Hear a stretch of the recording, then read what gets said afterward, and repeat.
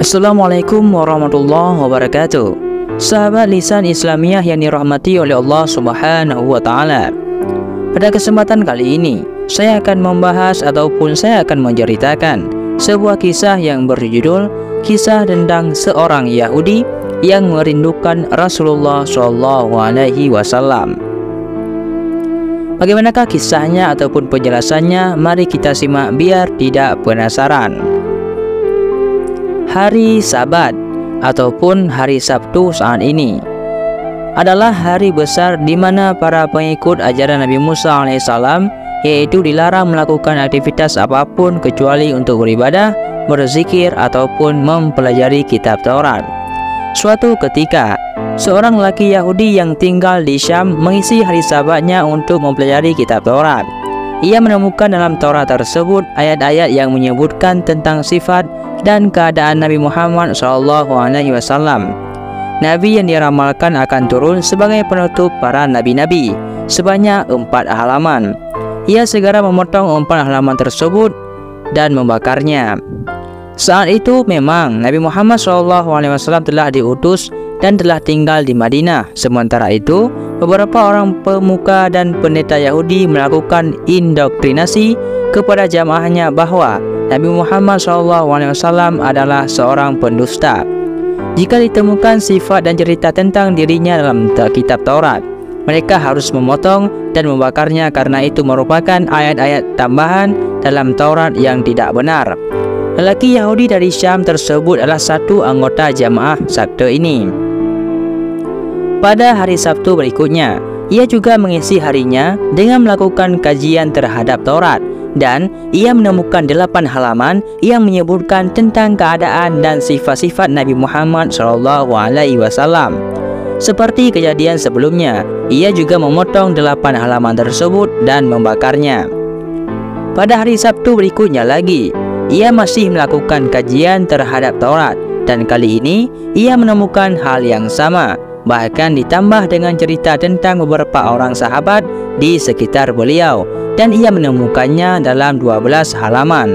Kali ini ia tidak langsung memotongnya, tetapi ia berfikir dan berkata dalam hatinya, jika aku selalu memotong bagian seperti ini, bisa-bisa Taurat ini seluruhnya akan menyebutkan tentang sifat-sifat dan keadaan Muhammad, pikirnya dalam hati. Tentunya kita tidak tahu pasti apakah memang kandungan Taurat seperti itu atau memang Allah Subhanahu wa Ta'ala telah mengiring lelaki Yahudi kepada hidayahnya sehingga setiap kali dipotong akan muncul secara ajaib yaitu mukjizat pada halaman lainnya lebih banyak dan lebih lengkap tentang keadaan Nabi Muhammad SAW. Tetapi 3 kali pengalaman kajiannya tersebut telah memunculkan rasa penasaran dan keingintahuannya yang besar kepada Nabi Muhammad SAW. Bahkan dengan 3 kali kajiannya tersebut, seakan-akan sifat dan keadaan beliau telah lekat di kepalanya dan seperti mengenal beliau sangat akrab. Ia pun datang kepada kawan-kawan Yahudinya dan berkata, "Siapakah Muhammad ini?" "Ia seorang pembohong besar yang tinggal di Madinah," kata salah seorang temannya. "Lebih baik engkau tidak melihatnya dan dia tidak perlu melihat engkau."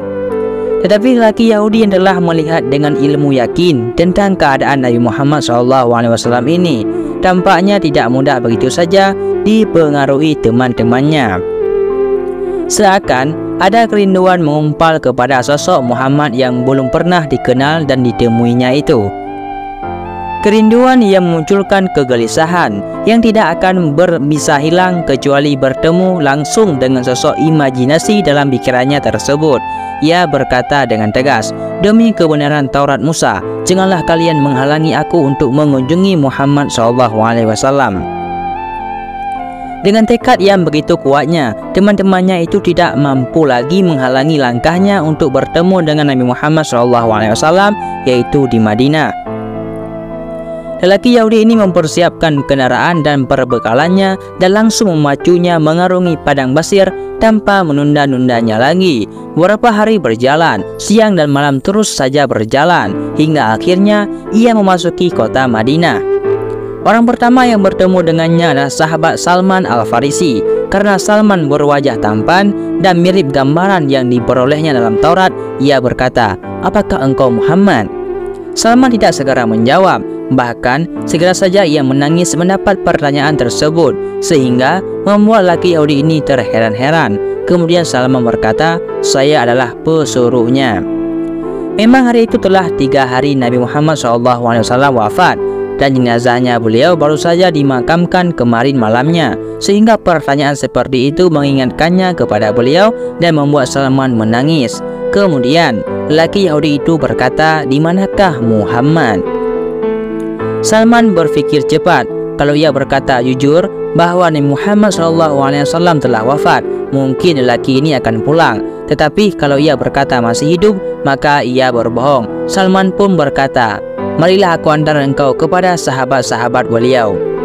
Salman membawa lelaki Yahudi tersebut ke masjid. Di sana para sahabat tengah berkumpul dalam keadaan sedih. Ketika tiba di pintu masjid, lelaki Yahudi ini berseru agak keras, "Assalamualaikum ya Muhammad." Ia mengira Nabi Muhammad SAW ada di antara kumpulan para sahabat tersebut. Tetapi sekali lagi ia melihat reaksi yang mengherankan. Beberapa orang pecah tangisnya, beberapa lainnya makin sesenggukan, dan kesedihan makin meliputi wajah-wajah mereka. Salah seorang sahabat berkata, "Wahai orang asing, siapakah engkau ini?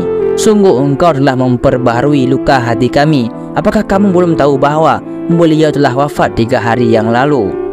Seketika lelaki Yahudi tersebut berteriak penuh kesedihan, "Betapa sedih hariku, betapa sia-sia perjalananku. Aduhai, andai saja ibuku tidak pernah melahirkan aku, andai saja aku tidak pernah membaca Taurat dan mengkajinya, andai saja dalam membaca dan mengkaji Taurat aku tidak pernah menemukan ayat-ayat yang menyebutkan sifat-sifat dan keadaannya, andai saja aku bertemu dengannya setelah aku menemukan ayat-ayat Taurat tersebut, tentu tidak akan sesedih ini keadaanku." Lelaki Yahudi tersebut menangis terseduh, tenggelam dalam kesedihannya tersendiri. Seakan teringat sesuatu, tiba-tiba ia berkata, "Apakah Ali berada di sini sehingga ia bisa menyebutkan sifat-sifatnya kepadaku?" "Ada," kata Ali bin Abi Thalib sambil mendekat kepada lelaki Yahudi tersebut. "Aku menemukan namamu dalam kitab Taurat bersama Muhammad. Tolong engkau ceritakan padaku ciri-ciri beliau." Ali bin Abi Thalib pun berkata, "Rasulullah SAW itu tidak tinggi dan juga tidak pendek. Kepalanya bulat, dahinya lebar, kedua matanya tajam, kedua alisnya tebal. Bila beliau tertawa, keluar cahaya dari sela-sela giginya. Dadanya berbulu, telapak tangannya berisi, telapak kakinya cekung, lebar langkahnya. Dan di antara dua belikat beliau ada tanda khatamun nubuwah." "Engkau benar, wahai Ali," kata lelaki Yahudi tersebut. "Seperti itulah ciri-ciri Nabi Muhammad SAW yang disebutkan dalam kitab Taurat." "Apakah masih ada sisa baju beliau sehingga aku bisa menciumnya?" "Masih," kata Ali. Kemudian ia meminta tolong kepada Salman untuk mengambil jubah Rasulullah SAW yang disimpan Fatimah Az-Zahra, istrinya dan putri kesayangannya Nabi Muhammad SAW. Salman segera bangkit menuju tempat kediaman Fatimah. Di depan pintu rumahnya, ia mendengar tangisan Hasan Husain, yaitu cucu kecintaan Rasulullah SAW. Sambil mengetuk pintu, Salman berkata, "Wahai tempat kebanggaan para nabi, wahai tempat hiasan para wali, siapakah yang mengetuk pintu orang yatim?" Fatimah menyahut dari dalam. "Saya, Salman," kata Salman. Kemudian ia menyebutkan maksud kedatangannya sesuai dengan yang dipesankan oleh Ali bin Abi Thalib. "Siapakah yang akan memakai jubah ayahku?" kata Fatimah sambil menangis. Salman menceritakan peristiwa berkaitan dengan lelaki Yahudi tersebut. Lalu Fatimah mengeluarkan jubah Rasulullah SAW yang terdapat 7 tambalan dengan tali serat kurma dan menyerahkannya kepada Salman yang langsung membawanya ke masjid. Setelah menerima jubah tersebut dari Salman, Ali menciumnya diiringi haru dan tangis hingga sembab matanya. Jubah Rasulullah SAW tersebut beredar dari satu sahabat ke sahabat lainnya yang hadir.